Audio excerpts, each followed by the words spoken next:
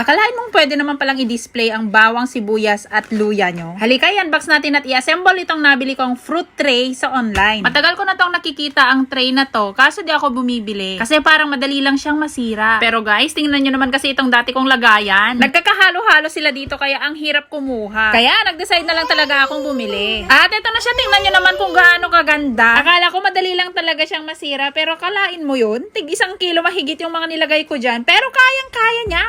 Like sugar on my tongue, tongue, tongue,